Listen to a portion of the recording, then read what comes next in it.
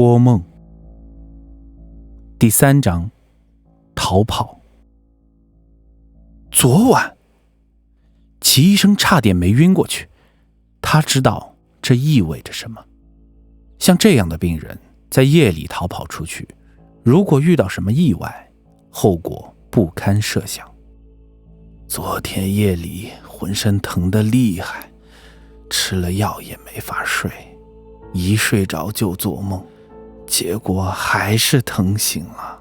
老人闭着眼睛，表情痛苦的道：还是那个梦。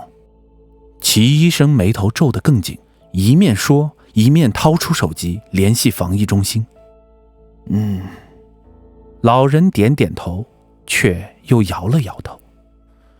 比以往疼得还要狠。老人揉了揉伤口，接着道：以前梦到我变成白果树，身上就像无数只蚂蚁夹的一样，又痒又疼。昨晚疼得简直要散了架。根据周杰的回忆，这个姓林的老人一开始是因为突发心脏病进的医院，没过多久，由于总是抱怨自己失眠、做噩梦、浑身疼痛，才被转到了神经科，估计心血管科的医护如释重负。可刚来没几天，他就把这里的医护人员咒骂过了一遍。被骂的最多的就是周杰，他是一个很能隐忍的人，这一点我很清楚。他尽可能地把最近发生在科室里的一些事情都告诉了我。这个老人经常说他会做同样的梦，梦里面自己变成了一棵白果树，当地人习惯将银杏树叫做白果树。醒来后浑身疼痛，尤其是下半身和四肢。自从转过来以后，齐医生也为他做了各项检查，除了有心脏和肝脏的问题比较严重之外，其他的毛病几乎上年纪的人也都会有。所以齐浩洋认为，以当前的状况来说，当务之急并不是所谓的梦，只是经常听老人嘀咕睡不好，也没有别的好办法，只能陪他聊聊天，疏导一下心中的烦恼，实在不行就给他开一些助眠的药。久而久之，其他的医护人员就更不容易接近他，只要来的人不是齐浩洋，哪怕测个体温都会被狠狠地骂一通。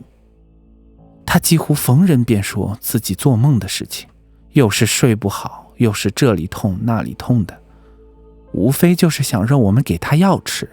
我们没有权利擅自给他用药，但他就是不听，开口就骂。有时候真的很无奈，想想看，要是病人都这样，我们根本没法工作。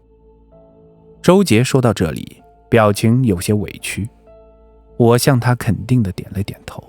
周杰捋了一把刘海，接着道：说实话，遇到这样的病人，谁能睡得踏实？那几天夜里下班回家睡觉，都是做科室里的噩梦。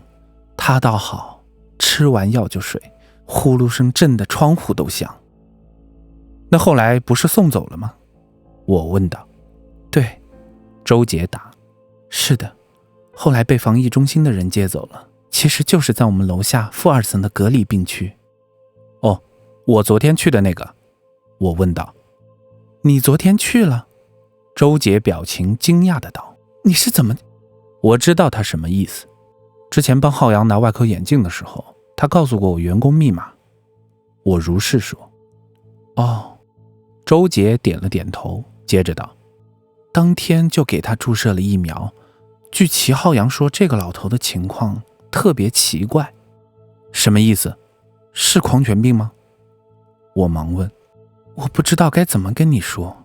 周杰思考了片刻，道：一般来讲，狂犬病不会这么快发病，潜伏期至少需要几天时间。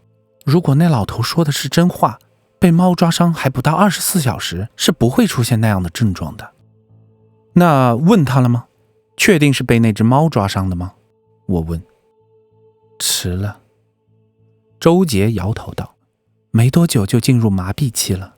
我当时不明白周杰的意思，直到后来事情越来越离奇，我才知道一般的狂犬病患者会有4个阶段，每个时期症状不一样。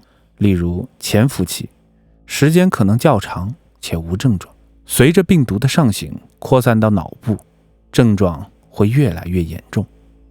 麻痹期指的就是在潜伏期、前驱期、狂躁期之后的最后一个阶段，病人也会渐渐趋于平静，瞳孔放大，身体瘫痪，数小时后呼吸衰竭，心跳停止。也就是说，只要过了潜伏期，一旦发病，大多数人就只剩下短短几天的时间。我不禁张大了口，但也不知道该说什么。医院取了脊髓液来化验。周杰接着道，浩洋亲自做的。他说像这样的情况极为罕见，病毒能在这么短的时间里入侵中枢神经，简直不可思议。会不会是那老头隐瞒了什么？我问道。我也这么认为。周杰道，但其他地方并没有发现明显的伤口或者伤痕，除非已经被感染了很久，这个伤痕只是巧合，或者只是个诱因。我点头表示赞同。确诊以后，大家都认为也差不多了。周杰道，无论如何，毕竟症状在这摆着，治疗的希望已经不大了。